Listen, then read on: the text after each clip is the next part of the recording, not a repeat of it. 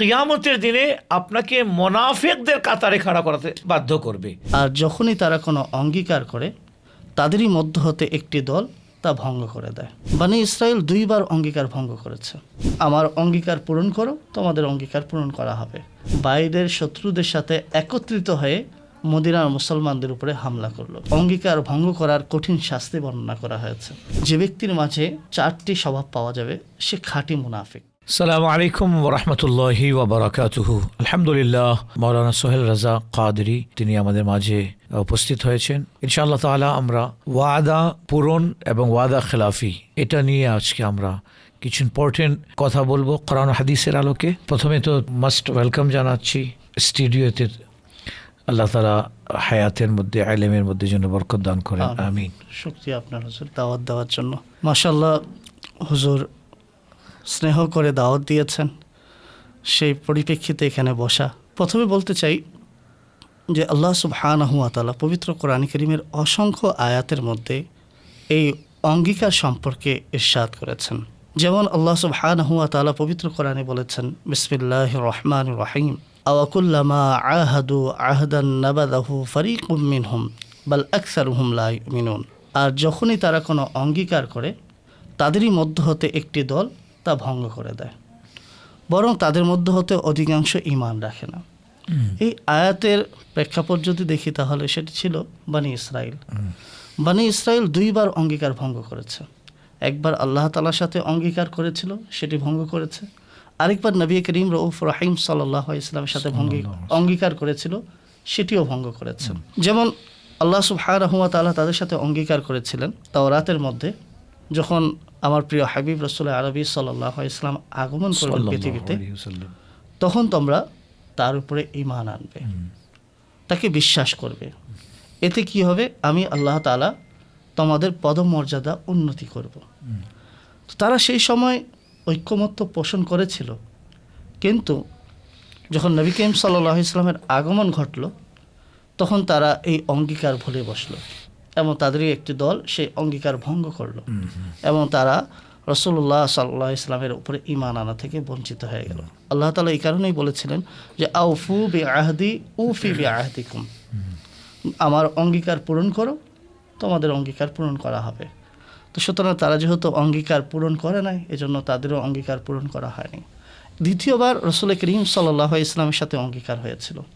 রাসূল করিম সাল্লাল্লাহু তাআলা আলাইহি ওয়াসাল্লাম যখন হিজরত করে মদিনায় চলে আসলেন, তখন রাসূলুল্লাহ সাল্লাল্লাহু আলাইহি ওয়াসাল্লাম ওই বনী ইসরাইলদের সাথে তথা ইহুদিদের সাথে অঙ্গীকার করলেন, চুক্তি করলেন যে মদিনার বাহির থেকে যারা মদিনার অধিবাসীদের উপরে হামলা করবে, তখন আমরা মুসলমান এবং ইহুদি সবাই মিলে একসাথে সেটার বিরোধিতা করব। কিন্তু তারা এই অঙ্গীকার পূরণ করলো না, বরং দেখা গেল তারা বাইরের শত্রুদের সাথে একত্রিত হয়ে মদিনার মুসলমানদের উপরে হামলা করলো।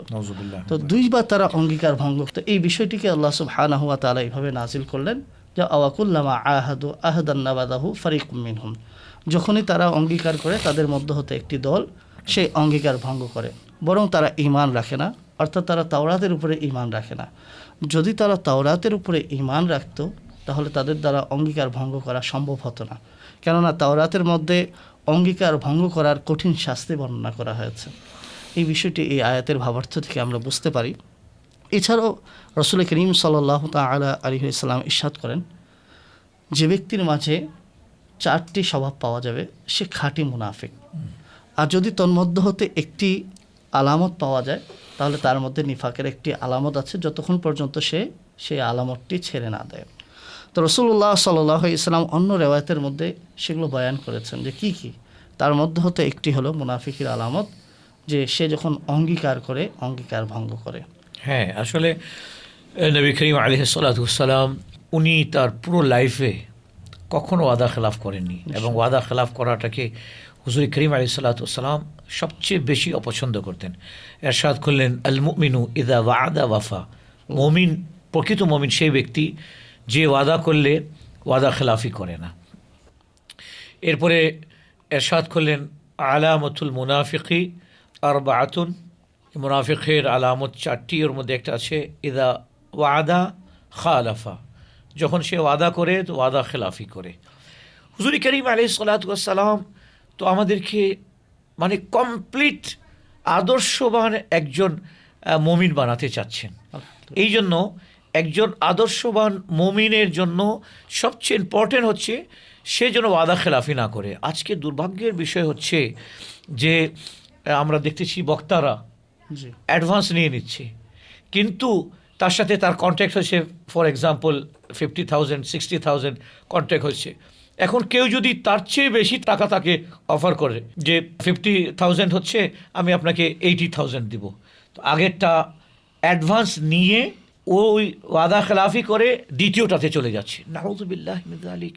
এভাবে অসংখ্য ব্যবসায়ীরা তারা কোনো মাদ্রাসায় কোনো মসজিদ নির্মাণের ব্যাপারে অনেকগুলো ওয়াদা করে যে ঠিক আছে আমি 100 ব্যাগ সিমেন্ট দিব, কিংবা আমি মাদ্রাসায় একটা রুমে এসি লাগিয়ে দেব, কিন্তু দেখা যায় যে তার পিছনে মসজিদ সেক্রেটারি বা মসজিদের প্রেসিডেন্ট কিংবা মাদ্রাসার প্রিন্সিপাল বা মহতামিম দৌড়াতে দৌড়াতে আসা যাওয়া করতে করতে তার স্যান্ডেল ক্ষয়ে যায়, জি জি কিন্তু সে তার ওয়াদা পূরণ করে না।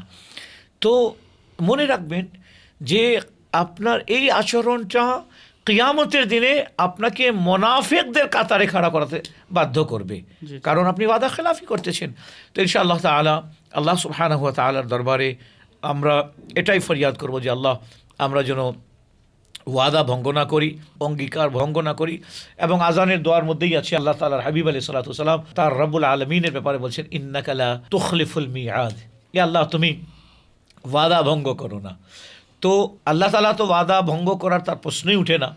আল্লাহ তাআলা ওই ব্যক্তিকে পছন্দ করেন যে ওয়াদা ভঙ্গ করে না। আল্লাহ তাআলা আমাদেরকে ওয়াদা করার পরে ওয়াদার উপর আমল করার তৌফিক দান করুন, আমিন। আমিন। ওয়াসসালামু আলাইকুম ওয়া রাহমাতুল্লাহি ওয়া বারাকাতুহু।